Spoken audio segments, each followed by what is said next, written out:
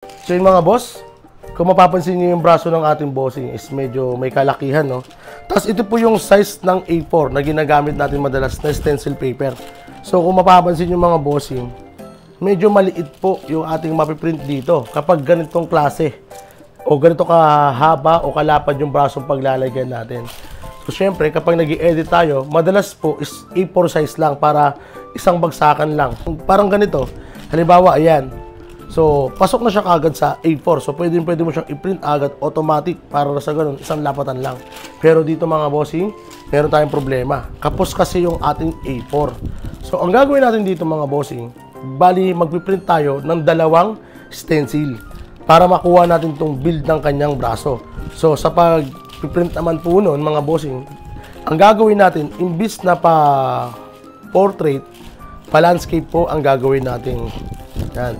So, bali, gagawa tayo ng design na naka-portrait. Tapos, kapag pinrint na natin siya, gagawin naman natin siyang landscape. Para ang magiging value ng papel natin o yung volume ng papel, magiging dalawa. So, isang ganyan, tapos isa rito. So, magiging malaki na po yung ating stencil. Gagawin natin yun, nang sa ganun is maliles na po yung gagawin natin mga adlib-adlib sa gilid. Kumbaga, overall, lahat ng design doon sa gagawin natin is makukuha natin at pipit doon sa braso ng ating bossing. So, samahan nyo ako mag-edit mga bossing at ipapakita sa inyo kung paano natin ginagawa yung pag-print gamit ang dalawang stencil paper. So, yun mga boss, dahil ready na po yung ginawa nating design, ang gagawin natin dito mga bossing is i-ready naman natin siya doon sa ating stencil na gagawin. Paligay ng pinaliwanag ko doon sa video mga bossing, ipiprint natin siya gamit yung dalawang stencil paper. So, imbis na ipiprint natin siya sa isa, dahil nga po kapos yung ating A4 size na stencil doon sa braso ng ating bossing, kailangan i-print ko siya ng pa-landscape. Yan, pa-ganyan po para makuha ko po yung tamang size na gusto ko doon sa braso ng ating bossing para malies na po yung pag-a-adlib na gagawin natin. So, yun po yung discarding gagawin natin. Nagpiprint tayo ng gamit-gamit yung dalawang stencil kapag malalaki po yung braso o malaking print po yung kailangan natin gawin.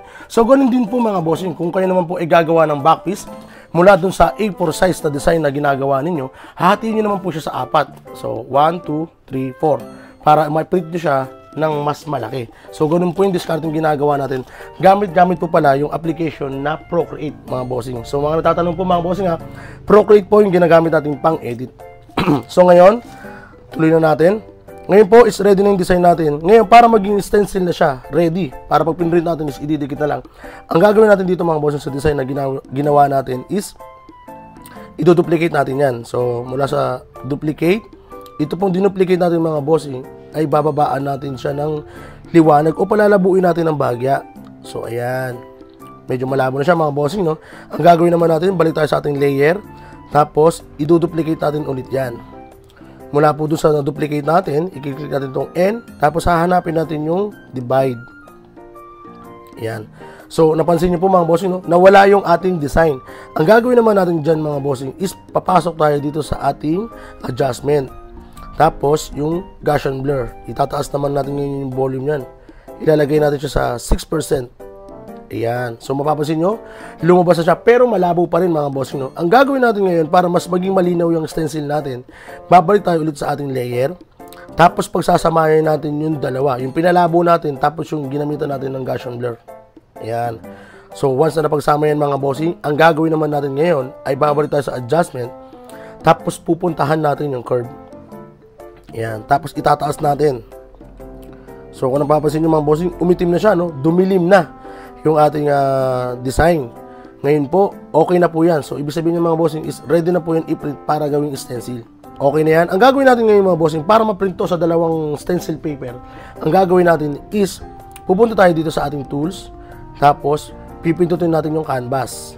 Yan yung canvas. Sa canvas mga bossing, i-click naman natin yung drawing guide. Ayan, tapos itong drawing edit guide. Tapos itatas natin yung grid size. So kung mapapansin nyo, nahati na po yan sa 4. 1, 2, 3, 4. Naka-X po yan. Ayan. So okay na yan mga bossing. Ngayon na po, click natin yung done. Tapos balik naman tayo ulit dito sa ating tools. Tapos yung crop size. Ayan. So ika-crop ko na siya mga bossing. Ika-crop na natin siya. Hahatiin natin sa dalawa. Kaya natin nilagyan to ng guhit para meron tayong palatandaan mga bossing kung saan natin siya puputulin. Kasi yun ang time na pagdudugtungin natin siya once na na-print na natin. So katulad yan, okay na yan. Ang gagawin natin ngayon ay isa-save natin to. Yan. Sa JPEG. Tapos save. So nakasave na siya, no? Para makuha naman natin yung kalahati, yung ipiprint naman, so kailangan natin siya i-back. Yan, naka-back na siya. Ngayon, ang gagawin natin dito mga bossing is, syempre, canvas ulit, crop size. Yung ilalim naman po yung kukunin natin. Ayan, o. Di nakuha natin yung ilalim mga bossing. And then, syempre, isi-save natin yan. O, diba? Nakasave na mga bossing. So, okay na po yung ating stencil. Ngayon, dadako naman tayo dito sa ating pagpiprint. Tabi na muna natin to.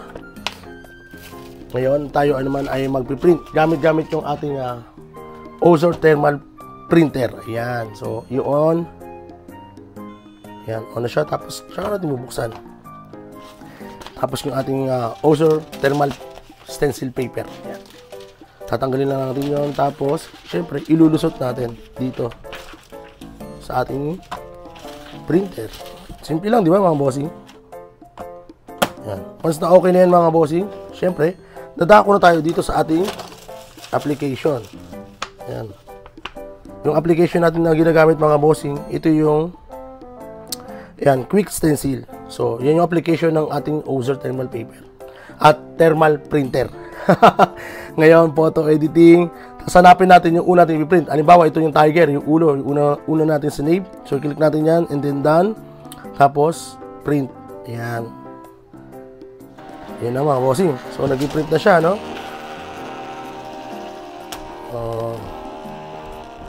Mabilis lang to mga bossing. Pag meron kang ganito, pinapadali nito yung trabaho natin. Isipin mo na lang mga bossing, halimbawa, nag-service ka, di ba?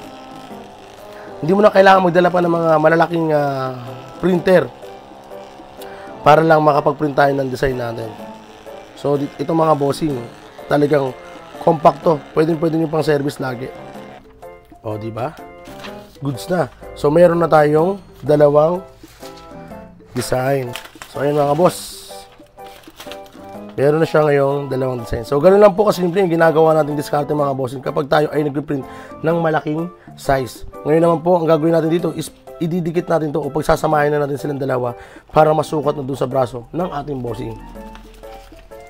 So, yun mga boss, ang gagawin naman natin ngayon ay atin ang pagsasamahin yung nagawa nating design. So, kailangan natin gupitin. Napapansin nyo itong line na to mga bossing.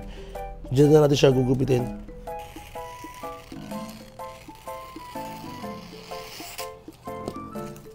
Ngayon, kailangan na natin itong pagsamahin. Kailangan siguraduhin lang natin na nakatutok talaga siya doon kung saan natin siya pinutol. So, sa part na to, medyo mabilis na lang talaga to mga bossing. Dahil meron naman kayong reference. Dito yung ginawa natin is pinalaki lang natin yung ating design. Nang sa ganun ay hindi tayo naghahabol pa ng mga adlib-adlib doon sa gilid o sa mga kakapusing part kapag tayo ay nagtatatuna. O, diba? Simple lang yun mga bossing. Nagiging simple siya gawa ng diskarte po yung ginagawa natin kapag tayo ay nag-print. Ganun din po ito mga bossing kung sakasakali meron kayong mga printer lang tapos bond paper po yung ginagamit nyo. Ganun lang din po yung gagawin ninyo mga bossing. Sakasakaling wala pa kayong thermal printer. Pero suggest ko lang sa inyo, lalo doon sa may mga meron na, syempre, score na kayo mga bossing kasi talagang mapapadali yung trabaho natin. So yun mga boss, ito yung nagawa nating design. So ito na rin yung nagawa nating stencil ng ating bossing para sa kanyang braso. Kung mapapansin nyo mga bossing, doon sa unang video is kapos po yung ating A4. Doon sa ating, pag ginamit natin yung A4, ibig ko sabihin, kapos siya, di ba mga bossing? Hindi siya lalapat dahil nga pag pinrint natin yung design, syempre pagkakasyahin natin yan dito. So ngayon ang ginawa natin, ay pinrint natin yung design natin ng pa-landscape. Nang sa ganun is makagawa tayo ng dalawang stencil. Doon sa part na yun is makagawa rin tayo ng mas malaking design. Tama? So ito na po yung kinalabasan na yun mga bossing. Gamit-gamit yung dalawang stencil na pinrint natin ng pa-landscape. So ayan, kung mapapansin nyo mga boss, o diba? Sukat na po sa kanyang braso. O diba? So, yun po yung discarding ginagawa natin kapag tayo ay nagpiprint ng malaking design. Ayan. So, ngayon naman, syempre, ididikit na natin yan. So, ngayon, ididikit na natin siya. Gamit-gamit naman po yung ating Blackmagic Tattoo Stencil, mga bossing. So, ito mga bossing talagang pit na pit to. O ibig ko sabihin is talagang match na match silang dalawa kapag pinagsama mo. Talagang makunat po yung ang mangyayaring stencil ninyo. Nabubulol-bulol na naman yung dila ko. Nagpapakil na naman. Bahala kayo dyan. So kung mapapansin nyo, ba't tayo gumagamit ng tissue? Kasi kung kamay yan, lulukot. Pero pag may tissue, mga bossing, mapapansin nyo, di ba?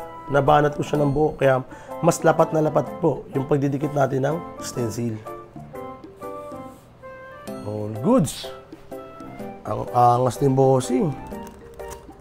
O, tapos maglalaba lang, no? Sayang ang tattoo. Hindi mo naglalaba? Hindi mo naglalaba? So, ayan. Ngayon, tatanggalin na natin siya, syempre. Tanggalin na natin yan. Ayun. So, yun mga boss. Sana po ay nasagot ko po yung katanungan doon sa ating kaibigan na nagtatanong kung paano ba natin ipiniprint ng malaking size yung ating mga design. So, mula doon sa video mga bossing, nasundan nyo na po sana kung paano natin ginagawa. No? At ito na po yung kinalabasan nung ginawa natin gamit-gamit yung dalawang stencil na naka-landscape na print. Oh, sana nasundan nyo mga bossing. Yung po yung discarding ginagawa natin. So yung mga boss, ito na po yung kinalabasan ng ating ginawang diskarte kung paano tayo nagpiprint ng malalaking size. Diba? Bali gumagamit tayo ng dalawang stencil, tapos ipiniprint natin na naka-landscape para makagawa tayo ng dalawang stencil. Ganon din po ang diskarte kapag tayo naman po ay gumagawa ng backpiece. Bali hahatiin naman po siya sa apat, tapos naka-portrait naman po yung print. So, yun po yung discarding ginagawa natin. So, sana po nasagot ko po yung katanungan ng ating bossing kung paano ba natin ipiniprint yung malalaking design gamit-gamit yung Procreate. Okay ba yun mga boss? O, di ba? Ang angas. Hindi na natin kailangan pang adlib mga bossing. Gawa nga ng lahat po ng detalye doon sa design na ginawa natin ay nakalapat na po. So, konting adlib na lamang itong mga bossing para maidugtong natin dito sa kanyang dating tattoo. So, ayan. Di ba?